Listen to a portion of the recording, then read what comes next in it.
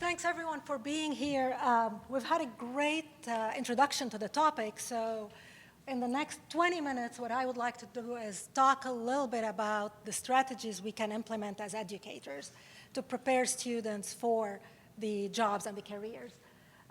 First off is, what is career readiness? If we look at career readiness, and I'm going to approach this from a more general perspective rather than the specific industry.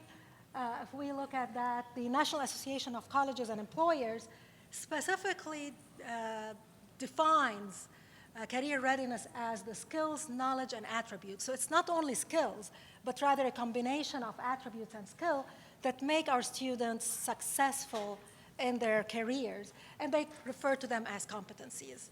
Specifically, they identify 8 competencies. And if we look at those are the ones that were mentioned earlier today: communication, written and verbal, critical thinking and problem solving, teamwork, technology, use of technology ethically, especially nowadays, career and self-development, and that is when students are working towards developing themselves as on a personal level, but also as a professionals. Knowing their strengths, their weaknesses, having a career plan, and seeking opportunities and networking. Professionalism, leadership, and the last one is equity and inclusion. This is the National Association of Colleges and Employers and the skills they identify. They're not the only organization that does this. So the American Association of Colleges and Universities, as well as the APLU, they also identify almost the same competencies. The definitions that each of these organizations use for these competencies might vary, and it might encompass more than one, and that's why you see some that are less, but if you go into the definitions, they're practically the same competencies they're all looking for.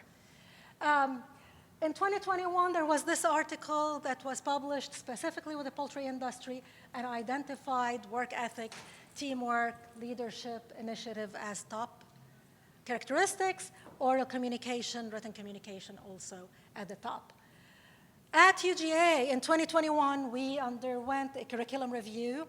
So we surveyed our employers, alumni, and one of the questions was, what are the most important competencies? And these were the competencies that were identified by poultry employers as well as our alumni.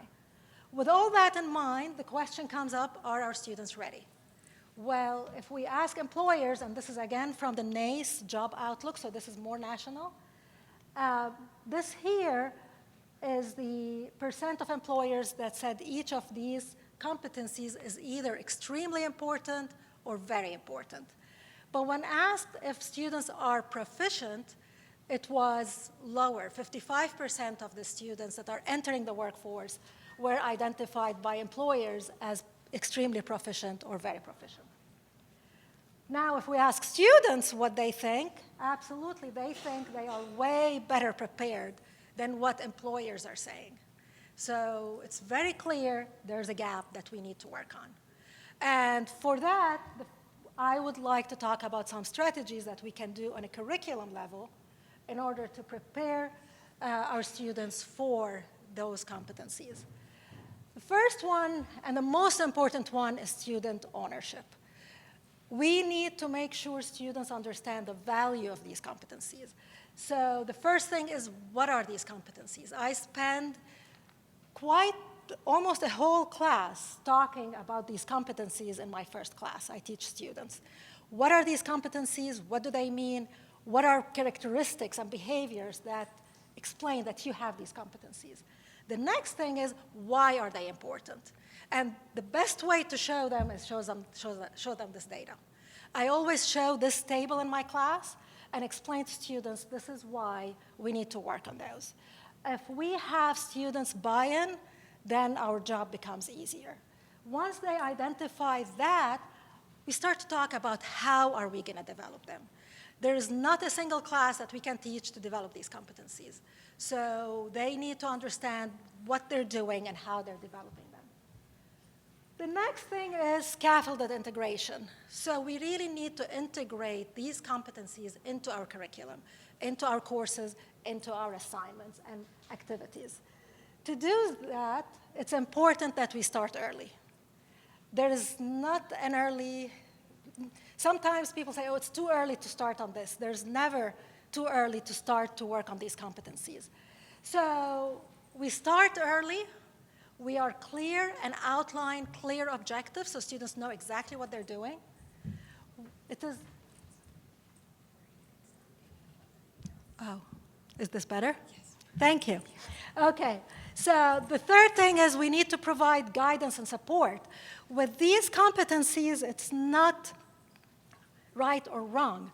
So we need to walk our students, give them an opportunity to learn from us, and give them continuous, meaningful feedback so that they continuously improve these skills. And the last and most important thing is we need to raise the bar.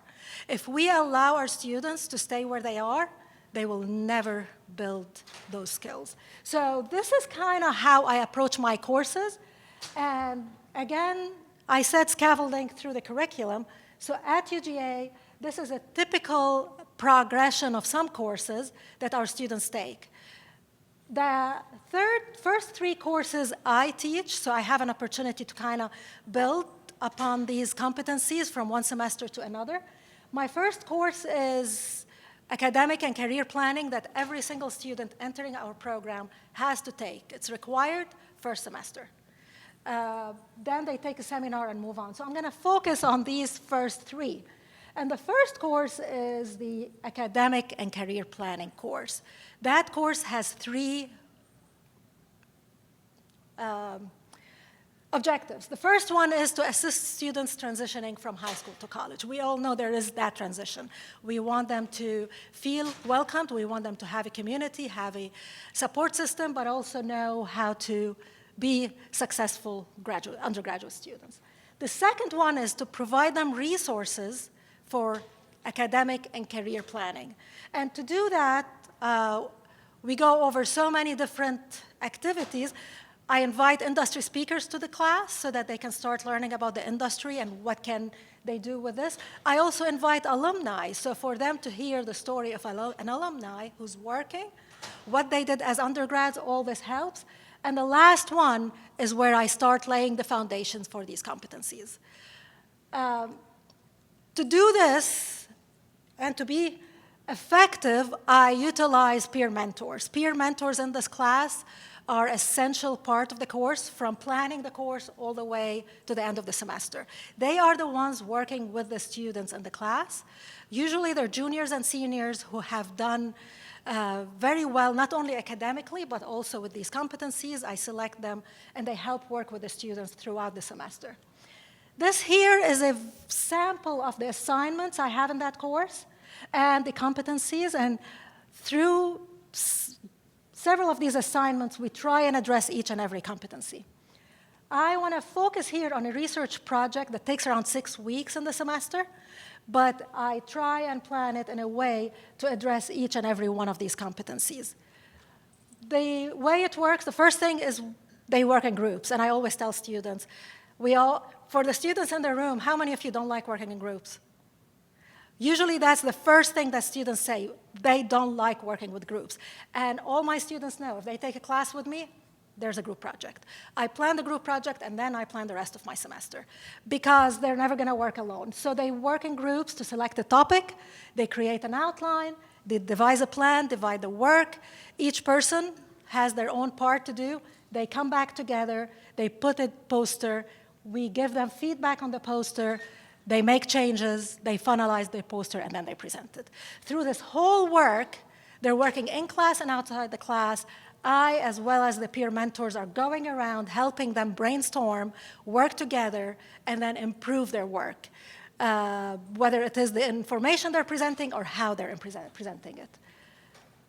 One of the most important parts when I assign this assignment is I give them a list of what they're doing and link it back to the competencies. Because by the time they start here, they have already learned about the competencies. They know what's needed of them. And this is what ends up. They present, I require them to be professional, they interact with faculty, with the graduate students, and they really take ownership of the work they did. From there on, anytime they take classes, everything we did here is expected to be the norm, and they have to start building upon it. In the seminar course, we have a variety of other activities, and here we have debates. It's important that our students can debate a controversial topic related to agriculture or to poultry science, and be able to do that respectfully, but also using the science and reliable information. So we do that, we work on their resumes, LinkedIn accounts. Mock interviews is extremely important in this class, and the reason is our students can develop these competencies, but they need to be able to articulate their ability, how they develop the competencies. So that's where mock interviews come in. And again, you can see those are how these competencies map out. Internships, same thing. A lot of our students do internships. In our program, it's required, but it's not only required to go and do an internship. They're required to set goals relating to their competencies and then reflect on how they develop these goals. And then the capstone courses can take different forms in the program. Third is we need to facilitate opportunities. So our students are engaged in different things, but we all have those students who might not go and seek certain activities. So lots of different activities students can engage in that will help them build these competencies, undergraduate research, internships. I want to focus on the peer mentors. Peer mentors are really planning the course. They're working with the students. So every peer mentor is actually working on further developing these competencies in the classroom, working with those students. Another thing is IPPE, for example. We do take our students to IPPE. They interact and interview for positions and jobs. We encourage them first semester to go to IPPE, to start and go as early as possible. But we also try to set up meetings with industry on the floor so that they interact professionally with industry people early on. Another one is we host different companies in the department so that we can invite industry but also encourage our students to interact with those partners. Next is advising and mentoring. Mentoring is huge. There's lots of literature that covers how important mentoring is for student success and their career readiness. Nowadays, with more universities moving into professional advisors, there's more need to partner students with faculty because they are the ones who have the real world experience. They are the ones who have the networking. So what we do is for each and every one of our students, they have an academic advisor that works with them on their class schedules, their graduation plan, all that, along with some career advice. They are matched with peer mentors in that first semester. They take the course. While the peer mentoring responsibilities end once the semester ends, they continue this partnership, and it becomes more of a friendship and support and role models. And then every student at the end of the semester gets to pick a faculty mentor to work with them. I tend to get to know all these students, so it's a unique position for me because knowing their weaknesses, their strengths through that course, I can direct them to opportunities that can help them in developing them. Last is assessment and feedback. It's important that we give meaningful assessment. That assessment can start by self. Students need to self-assess where they are. They also need to have plans for improving. Then peers can assess, instructors, employers, and so forth. This is an assignment I usually give at first semester and again in seminar, where students have to identify where they are on each of the competencies and develop some plan as to what they are going to do in order to improve these competencies. One thing I am going to be changing is instead of having 3 boxes, I'm going to have them give grade for themselves because that gives them more room to improve. Another thing, this is a peer evaluation form where they evaluate each other on group work, internship evaluation form so that the intern get evaluated by their supervisors. I usually meet with the students after the internship concludes and go over some of these if the supervisor did not do that. Sometimes they don't. And last is the mock interview evaluation where they get the chance to be evaluated. So lots of different assignments, activities that we can incorporate in our classes if we are intentional to incorporate these career readiness skills and competencies in our courses.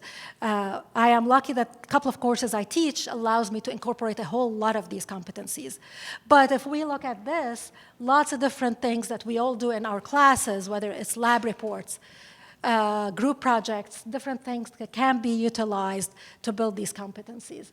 I will leave you with this, because what this is actually is, for each of the competencies, some of the different activities that we can implement in our courses to help students develop these skills. With that, last thing I have here actually is some of what students have said about this. They really, I think this is very important, because if we show students how to work in a team effectively and model it early on, and how each person has their responsibility, it makes them know how to work in a team. So we kind of model that for them. And with that, that's all I have. So we will answer questions later. Thank you.